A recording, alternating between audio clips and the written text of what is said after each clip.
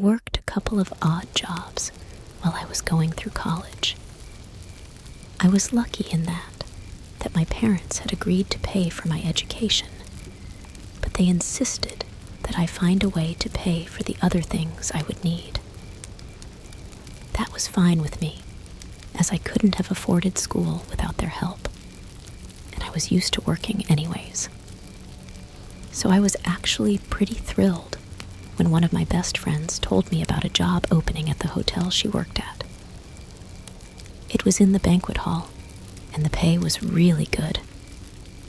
The only real negative was that it was normal for the banquets to end late at night, and I had early classes. I decided to apply anyways. I got the job, and I had been there for a couple of months. Things were going really well.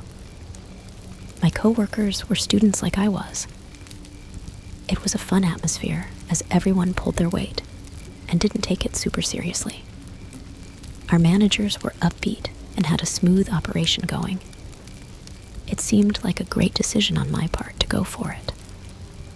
But the hotel that the hall was located in was an older building that came with the normal problems older buildings are known for. We were constantly having to call maintenance to fix whatever decided to break at the time, and it always had a creepy old sort of vibe to the place. Coworkers would tell stories about how they'd hear odd noises or how things would go missing, but I never really thought much about it.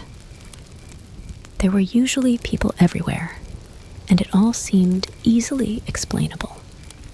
Besides, while the work was easy, the pace of the job was pretty quick. I didn't have time to be daydreaming about anything really, if I wanted to get out of work at a decent hour. I did notice, however, that there was one banquet room that just felt off. Each room was labeled by a color code, this one being the green room. I couldn't put my finger on exactly why I didn't like the small room, but I wasn't alone in sharing a sort of unwelcome feeling about it. My coworkers felt the same and would joke about there being a boogeyman and who would have to go in there alone to set up. I thought it was funny at the time and didn't think much of it. I wish now that I had taken it more seriously. I might have been better prepared for what was about to happen to me.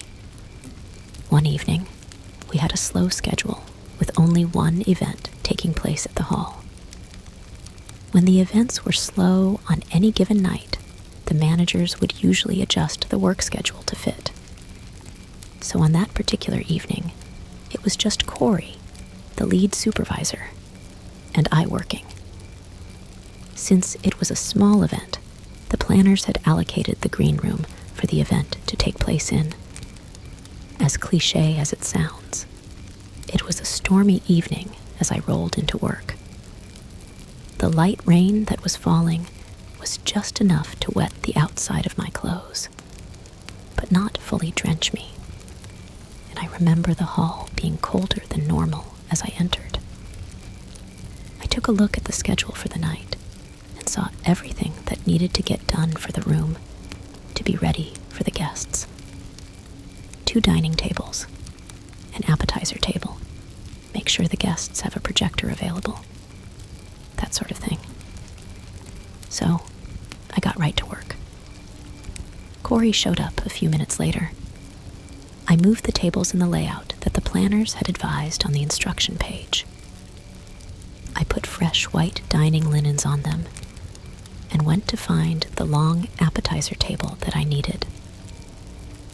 As I came back to the room, I discovered the first odd thing to happen that night.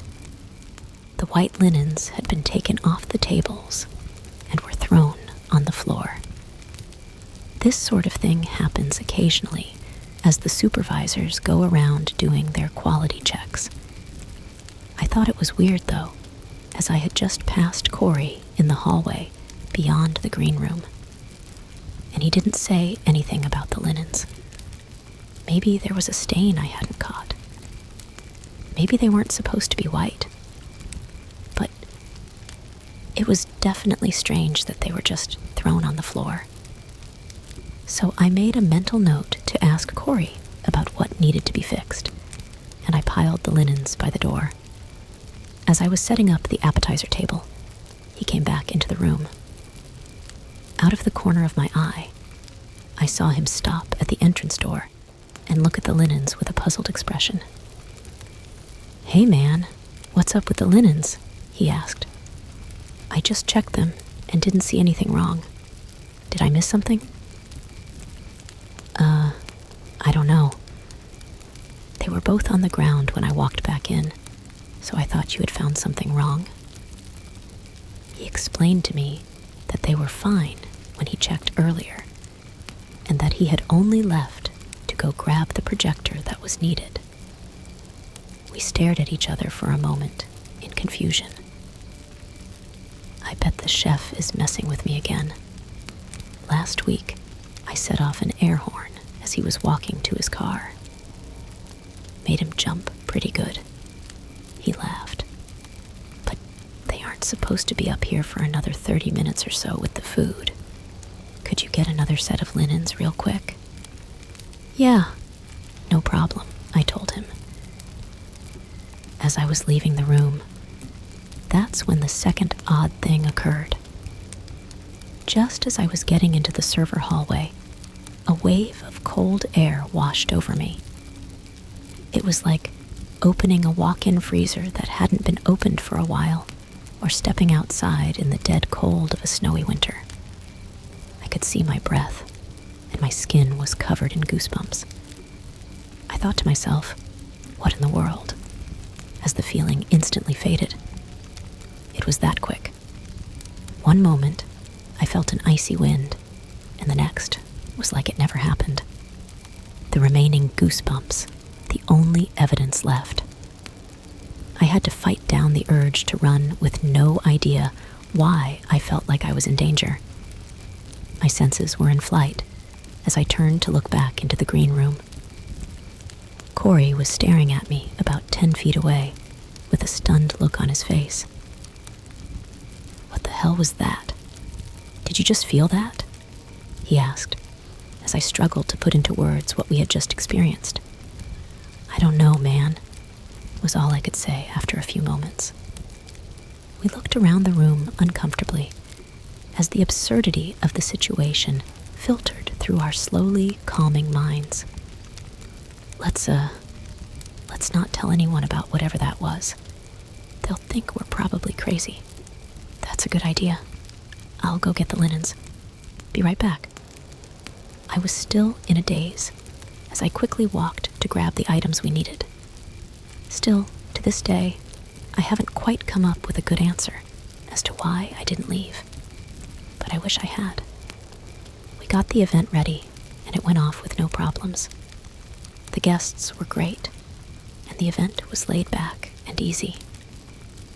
During the slow portion of the service, Corey and I joked about who looked the most scared earlier, and the humor made it seem like it wasn't a big deal.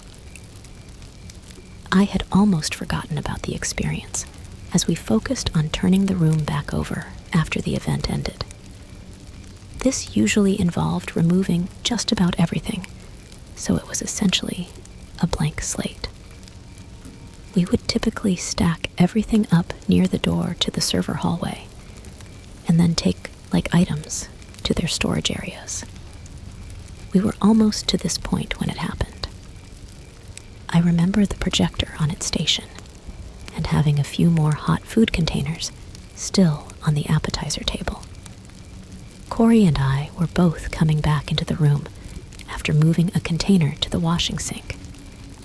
I entered the room first with Corey right behind me. What I saw next, I can't explain. The appetizer table looked like it had taken a direct hit from a small tornado. It was a disaster. The remaining food containers were turned over, and the one on the floor had just stopped rolling. Leftover condiments were all over the wall, as if they had been launched. Cutlery littered the floor, and some pieces were even across the room from where the table was. I stood stunned at the mess in the room before me, trying to piece together in my mind how this could have happened. There had been no sound. There was no way for anyone else but us to enter the room, as we had previously locked the guest door. We had only been out of the room for a few moments. There was no way this was happening. No one was there. I looked at Corey as he stared into the room. His eyes widened in terror as I quickly turned to see the projector fly off its station and slam violently into the wall. I have never run so fast in my life. The cops laughed at our story initially, but they weren't laughing when they saw the security footage of what took place. Corey told me later that it somehow got leaked on the internet, but I didn't need to see it again to remember. Surprisingly, the management of the entire deal was understanding. I doubt that was the first time they've heard of terrifying events taking place there. We both quit the next day, and I've never been back. Since that day, I've had ex-coworkers tell me that they stopped using that room and that it stays locked up. That's probably for the best given what we experienced. Every once in a while, I'll see my breath in the cold air and think back on what happened that night. And it isn't the cold that still makes me shiver. Luckily, I was able to find another steady, but much less scary job to finish my college experience. I graduated on time, and life is solid now. I guess this experience will just continue to serve as a reminder that there are things out there that we may never understand. That's all right with me. I don't want the job of discovering what those things are.